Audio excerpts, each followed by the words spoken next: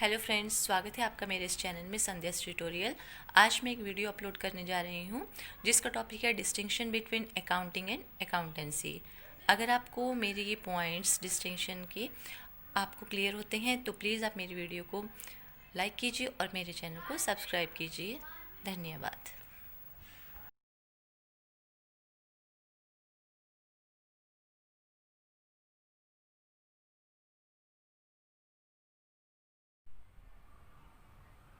Hello friends, स्वागत है आपका मेरे इस चैनल में संध्यास ट्यूटोरियल। आज का जो मेरा टॉपिक है वो 11th क्लास कॉमर्स का distinction between accounting and accountancy. तो आज हम देखेंगे कि दोनों में क्या डिफरेंस है, अकाउंटिंग और अकाउंटेंसी में। इनका जो डिस्टिंक्शन बताया जाएगा वो भी हम कुछ बेसिस ऑफ डिस्टिंक्शन ले लेंगे, यानी कि कुछ पॉइंट्स लेंगे, उन पॉइंट्स के बेस पर वो डिस्टिंक्शन हम क्लियर करेंगे। जैसे फर्स्ट पॉइंट हमने लिया है मीनिंग। फर्स्ट पॉइंट में मीनिंग यानी कि जो पहला डिफरेंस है वो दोनों का हम मीनिंग क्लियर करेंगे। फर्स्ट पॉइंट में मीनिंग क्लियर करेंगे दोनों का डिफरेंस बताने में। अकाउंटिंग का मतलब क्या है? It is concern with recording, classifying and summarising of transactions. तो अकाउंटिंग का मीनिंग क्या है कि ये किससे कंसर्न रखती है? ट्रांजैक्शंस की रिकॉर्डिंग से, उनको क्लासीफाई करने से और फिर उनकी समरी तैयार करने से। समरी कैसे तैयार होती है? जो भी ट्रांजैक्शंस को रिकॉर्ड किया गया है उनको फिर हम उन ट्रांजैक्शन को पहले हम लेजर में पोस्टिंग कर देंगे। लेजर में पोस्टिंग करने के बाद उनकी बैलेंसिंग की जाती है और फिर उन बैलेंसेस से हम ट्रायल बैलेंस प्रिपेयर करते हैं। जो ट्रायल बैलेंस प्रिपेयर हुआ है उसके बेस पर फिर फाइनल अकाउंट्स बनाए जाते हैं। फाइनल अकाउंट्स क्या होते हैं हमारे? Profit, trading and profit and loss account और बैलेंस शीट। तो ये था मतलब अकाउंटिंग का। अकाउंटेंसी क्या है? It is a body of knowledge prescribing certain rules or principles to be observed at the time of recording, classifying and summarizing of transactions। कहते accountancy क्या है? अकाउंटेंसी में कुछ रूल्स और प्रिंसिपल्स बताए जाते हैं, जिन रूल्स और प्रिंसिपल के बेस पर अकाउंटिंग होती है। जो भी अकाउंटिंग हम करेंगे, जो भी ट्रांजैक्शंस रिकॉर्ड करेंगे या उसके बाद जो फाइनल अकाउंट्स प्रिपेयर किए जाते हैं वो कुछ रूल्स और प्रिंसिपल्स के बेस पर किए जाते हैं। ये सभी रूल्स और प्रिंसिपल्स अकाउंटेंसी के अंडर आते हैं और यही अप्लाई होते हैं अकाउंटिंग में। तो फर्स्ट पॉइंट में हमने मीनिंग क्लियर किया। जो इनके डिस्टिंक्शन का था मेन पॉइंट वो था मीनिंग। मीनिंग में दोनों का आप मीनिंग बता दीजिए इस पॉइंट के अंडर। सेकेंड पॉइंट है स्कोप। अब किसका स्कोप कितना है? अकाउंटेंसी का, अकाउंटिंग का स्कोप कितना है और अकाउंटेंसी का स्कोप के बेस में हमारा डिस्टिंक्शन क्या है? It is narrow in scope. जो अकाउंटिंग का स्कोप है एज कम्पेयर टू अकाउंटेंसी, ये स्कोप नैरो है, इसका स्कोप नैरो है, कम है। Accounting starts where book keeping ends. Accounting कहाँ स्टार्ट होती है? जहाँ पर बुक कीपिंग ख़त्म होती है। बुक कीपिंग होने के बाद ही अकाउंटिंग होती है। इसका स्कोप क्या है अकाउंटेंसी का? It is much wider in scope. अगर इससे कंपेयर किया जाए तो अकाउंटेंसी का स्कोप जो है वो ज़्यादा है। इट इंक्लूड्स, ये क्या क्या इंक्लूड करती है? Book keeping as well as accounting. ये दोनों को ही इंक्लूड करती है, बुक कीपिंग को भी, अकाउंटिंग को भी। इसीलिए इसका स्कोप, अकाउंटेंसी का स्कोप इसके कंपेयर में ज़्यादा है। Third point is relation. क्या रिलेशन है अकाउंटिंग का? It depends on book keeping. जो अकाउंटिंग है वो बुक कीपिंग पर डिपेंड करती है। किस तरह से डिपेंड करती है? बुक कीपिंग के अंडर सभी ट्रांजैक्शंस को रिकॉर्ड किया जाता है। जो भी ट्रांजैक्शंस की रिकॉर्डिंग हुई या लेजर में पोस्टिंग हुई उसके बाद में ट्रायल बैलेंस बनाया जाता है।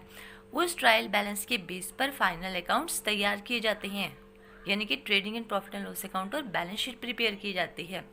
तो ये टोटली किस पर डिपेंड करती है? बुक कीपिंग के ऊपर। अकाउंटेंसी किस चीज़ पर डिपेंड करती है? It depends on book keeping and accounting. क्योंकि अकाउंटेंसी में सारे रूल्स और प्रिंसिपल्स हैं तो ये किस पर डिपेंड करेगी? बुक कीपिंग पर भी और अकाउंटिंग पर भी। ये सभी रूल्स और प्रिंसिपल्स कहाँ अप्लाई हो रहे हैं? वो बुक कीपिंग में भी अप्लाई होंगे ट्रांजेक्शन्स को रिकॉर्ड करते हुए और अकाउंटिंग में भी अप्लाई होंगे। जो भी हम फाइनल अकाउंट्स प्रिपेयर करेंगे वहाँ पर भी ये सभी रूल्स और प्रिंसिपल्स अप्लाई होंगे। फोर्थ पॉइंट इज फंक्शन, कि इन दोनों का क्या फंक्शन है। अकाउंटिंग का फंक्शन क्या है? Its main function is to ascertain the net results and the financial position of the business. कहते इसका जो मेन फंक्शन है अकाउंटिंग का वो क्या है कि इसने नेट रिजल्ट्स का पता लगाना है और फाइनेंशियल पोजीशन का। नेट रिजल्ट्स का पता कहाँ से लगाया जाता है? जो भी कंपनी ने trading and profit and loss account बनाया, P&L बनाने पर हमें ये पता लगता है कि जो ऑर्गेनाइजेशन है वो during the financial year profit में है या फिर लॉस में है। प्रॉफिट में कब पता लगता है? जब भी P&L हम बनाते हैं, प्रॉफिट एंड लॉस अकाउंट हम बनाते हैं, उसमें अगर एक्सपेंसेस कम है और इनकम ज़्यादा है तो profit and loss account profit show करता है। अगर उसके एक्सपेंसेस ज़्यादा हैं और इनकम कम है तो लॉस शो करेगा, यानी कि जो ऑर्गेनाइजेशन है वो उस साल लॉस सस्टेन कर रही है। तो प्रॉफिट एंड लॉस अकाउंट बनाने पर हमें क्या पता लगा कि फाइनेंशियल ईयर में जो कंसर्न है, जो भी ऑर्गेनाइजेशन है, उसने प्रॉफिट अर्न किया है या फिर लॉस सस्टेन किया है। एंड और जब बैलेंस शीट बनाई जाती है, बैलेंस शीट से हम क्या पता लगा सकते हैं? बैलेंस शीट में दो साइड्स होती हैं, एक एसेट्स होती है और एक लायबिलिटी साइड। बैलेंस शीट बनाने पर ये पता लगता है कि उस ऑर्गेनाइजेशन के पास उस फाइनेंशियल ईयर में कितनी एसेट्स हैं और कितनी लायबिलिटीज़ हैं। जो भी उसने फाइनेंशियल ईयर में एसेट्स बनाए हैं या उसकी पहले से हैं तो वो हम एसेट साइड से क्लियर कर सकते हैं।